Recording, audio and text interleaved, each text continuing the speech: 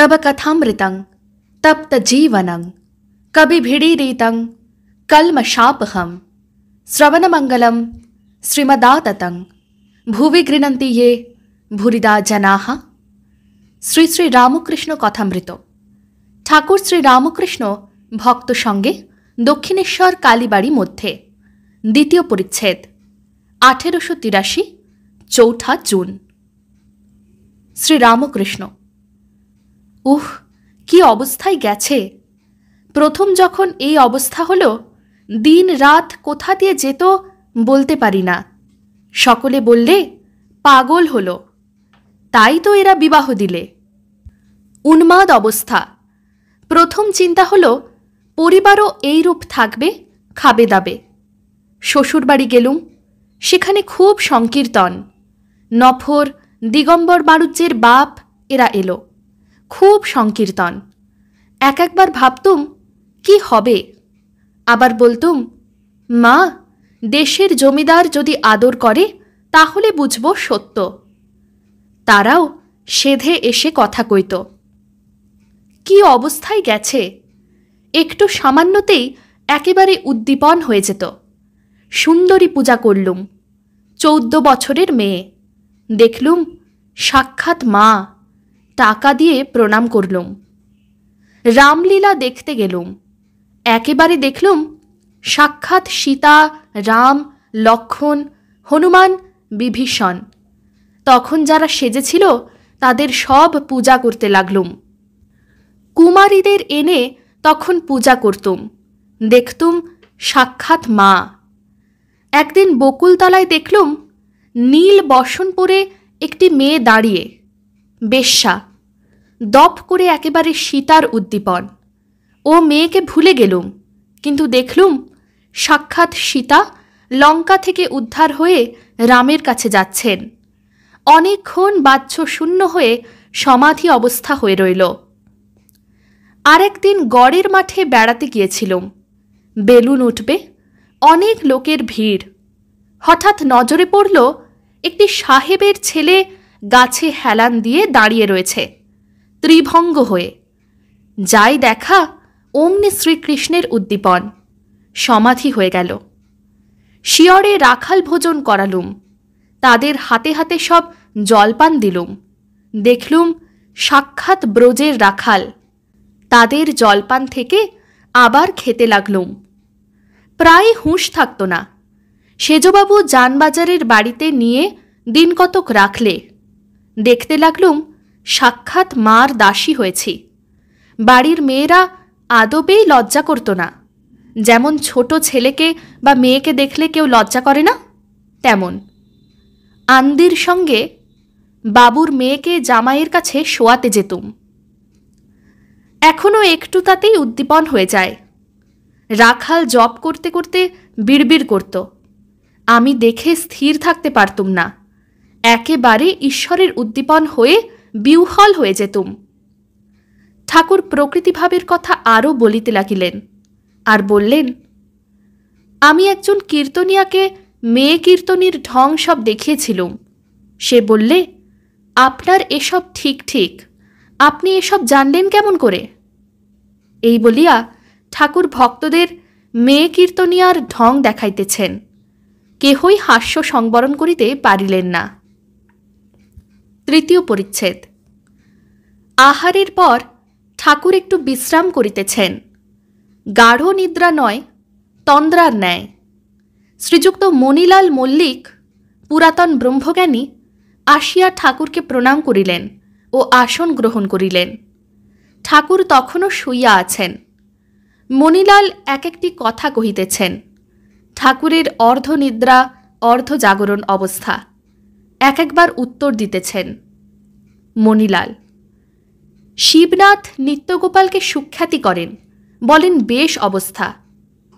ঠাকুর তখনও শুইয়া, চক্ষে যেন নিদ্রা আছেন। জিজ্ঞাসা করিতেছেন, হাজরাকে ওরা কি বলে? ঠাকুর উঠিয়া বসিলেন। মণিলালকে ভবনাথের ভক্তির কথা বলিতেছেন। শ্রীরামকৃষ্ণ: আহা, তার কি ভাব! গান না করতে করতে চক্ষে জল আসে। হরিশকে দেখে একেবারে ভাব। বলে এরা বেশ আছে। হরিশ বাড়ি ছেড়ে এখানে মাঝে মাঝে থাকে কি না? মাস্টারকে জিজ্ঞাসা করিতেছেন, আচ্ছা, ভক্তির কারণ কি?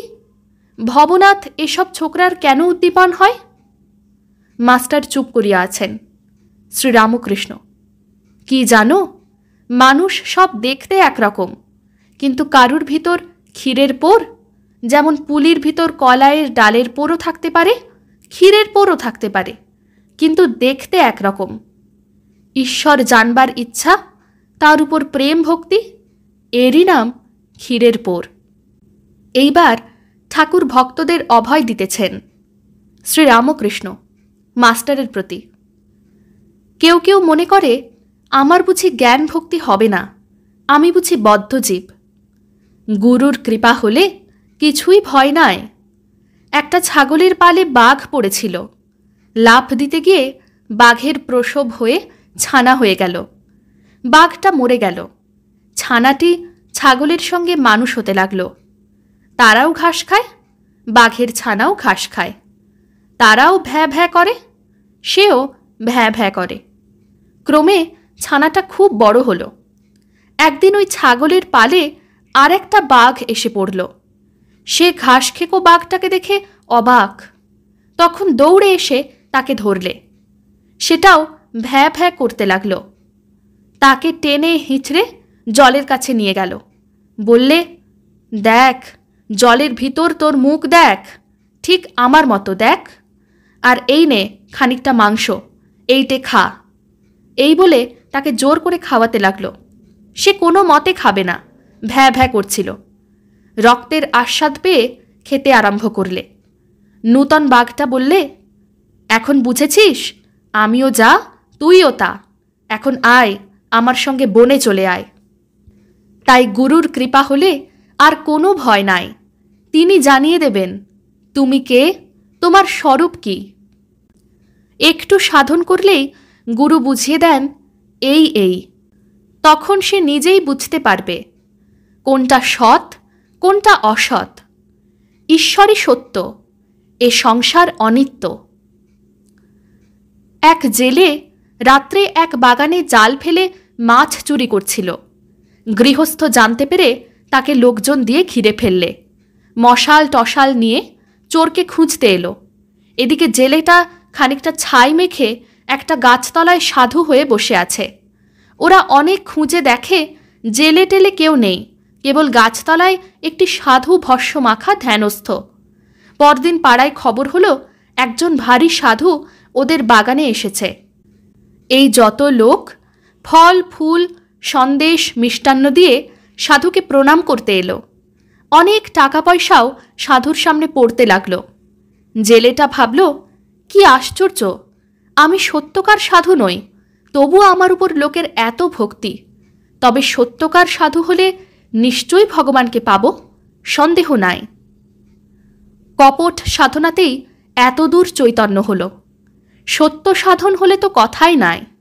কোনটা সৎ, কোনটা অসৎ বুঝতে পারবে। ঈশ্বরই সত্য, সংসার অনিত্য। একজন ভক্ত ভাবিতেছেন, সংসার অনিত্য? জেলেটি তো সংসার ত্যাগ করে গেল, তবে যারা সংসারে আছে তাদের কি হবে? তাদের কি ত্যাগ করতে হবে? শ্রীরামকৃষ্ণ অহেতুক কৃপা সিন্ধু অমনি বলিতেছেন, যদি কেরানিকে জেলে দেয় সে জেল খাটে বটে, কিন্তু যখন জেল থেকে তাকে ছেড়ে দেয় তখন সে কি রাস্তায় এসে ধেই ধেই করে নেচে নেচে বেড়াবে? সে আবার কেরানিগিরি জুটিয়ে নেয়, সেই আগেকার কাজই করে। গুরুর কৃপায় জ্ঞান লাভের পরেও সংসারে জীবনমুক্ত হয়ে থাকা যায়। এই বলিয়া ঠাকুর শ্রীরামকৃষ্ণ সংসারী লোকেদের অভয় দিলেন। ওং নিরঞ্জনং নিত্যম অনন্তরূপম ভক্তানুকম্পাধৃতবিগ্রহং वै ईशावतारं परमेशमेड्यं तं रामकृष्णं शिरसा नमामः। श्रीरामकृष्ण अर्पणमस्तु।